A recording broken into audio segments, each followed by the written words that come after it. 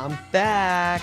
Yep, after 2 months of not uploading, I come out with a single ride review video. Don't you guys just love my upload schedule? Anyways, I made a video talking about my thoughts on the new park, Epic Universe. And when I got to Dark Universe, specifically Monsters Unchained, I said I would come back to that ride and make a whole video on it because I didn't want to waste a bunch of time in that video talking about one ride.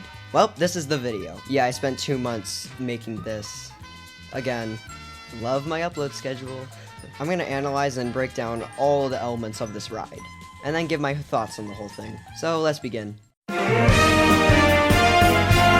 Right off the bat, when you step into Dark Universe, you can see the manor towering over the whole land, and that alone is a jaw-dropping moment. I said this in my Epic Universe video, and I'll say it again. This land is literally created perfectly. I can't think of a single flaw with it. The queue alone is an attraction of itself because it's so detailed. Multiple times throughout the day we did single rider, but at the end of the day we decided to go one time during the actual, through the queue. And I'm so glad we did because that queue is detailed so well. It's literally part of 3 perfect queues in Epic Universe: Yoshi's Adventure, Harry Potter, and obviously this ride. All the rooms and the small details inside each room are immediate 9 out of 10 for the queue. Now there are 2 pre-shows to the ride. I'm going to go over each one, so we're going to start with Igor's. This pre-show is basically just Igor calling us lab rats while explaining how the ride works. He loses control of the mini Kuka ride system and assures us everything is fine. This pre-show is cool, but it's literally just a screen with a prototype of the actual ride system. I'll give it a 7 out of 10 because of just the comedy of it. Now the main pre-show, the good pre-show, the hyped pre-show. This pre-show basically ties everything together in the queue. The giant Frankenstein monster animatronic is the main thing in the queue, and for a good reason. It's so fluent with all the motors in the arms, legs, shoulders, and literally the entire animatronic is so fluent. The Victoria animatronics is cool too, but it's not as cool because it uses the projected face. The projected face is supposed to make it look more real. At least that's the idea. Instead, it just looks really scuffed. And the motion of the animatronic is pretty much the same as Frankenstein's monster. Now, before I talk about the actual ride, I want to go through just the load station. And I just want to say that this load station is the best load station I've ever seen. It's so efficient and fire. Or should I say, electrifying.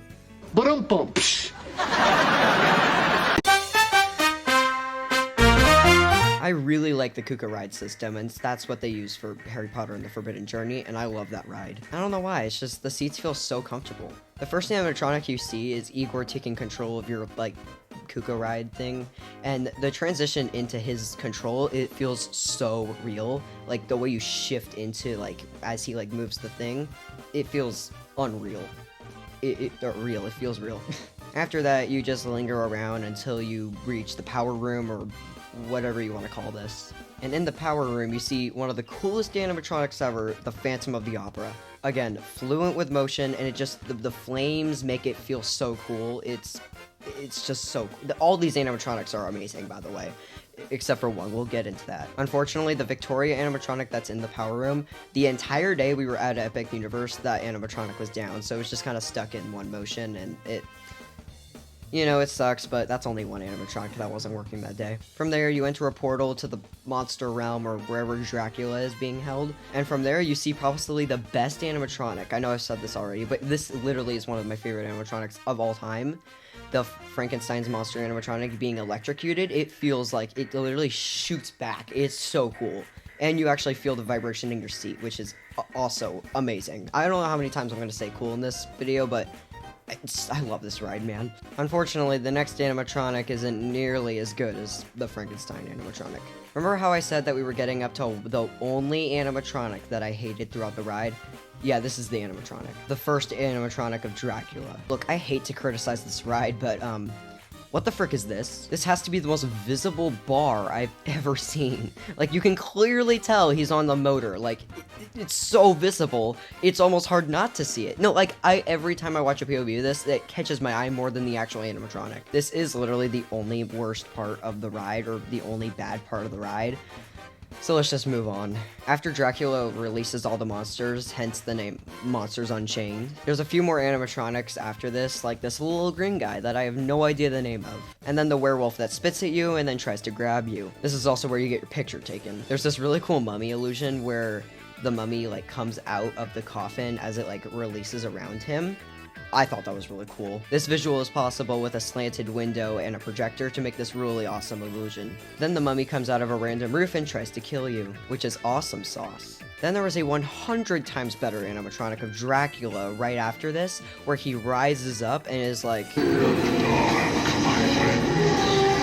It's a shame that the first animatronic of Dracula is such a letdown. Then my boy Frankenstein's monster comes out and shines a light at these ghost people. Wait, what are even these things? I don't know, but I don't care. Then Dracula chases you and then gets blasted by the best Victoria animatronic because it looks so real. It literally looks like an actor. After that, Igor gets murdered by bats, and then the ride ends. Well, that's the ride. My overall review is that all the animatronics are perfectly made and just, they all look so cool except for that one animatronic of Dracula. So my full thoughts. All the animatronics are peak. Except for the Dracula animatronic. There aren't a ton of screens, so it's not the main theme of the ride. And the Kuka ride system is perfect for this type of ride. And finally, something I didn't probably mention that much, the onboard soundtrack is at peak, like beautiful. I listen to this all the time. So yeah, that's the ride. Something you guys probably didn't expect. I'm giving this ride a 10 out of 10, and it gets S+ for the Universal Orlando ranking. By the way, I'm making a tier list of every single Universal Orlando ride, so stay tuned for that. Other than that, we're all done here. In conclusion, Monsters Unchained is the best dark ride of all time for me. Better than Rise, better than Guardians, better than frickin' Spider-Man, Harry Potter. Do I need to keep going? Basically, I love this ride, and it's by far the best ride in Epic Universe. Other than that, see you guys in the next one. Peace.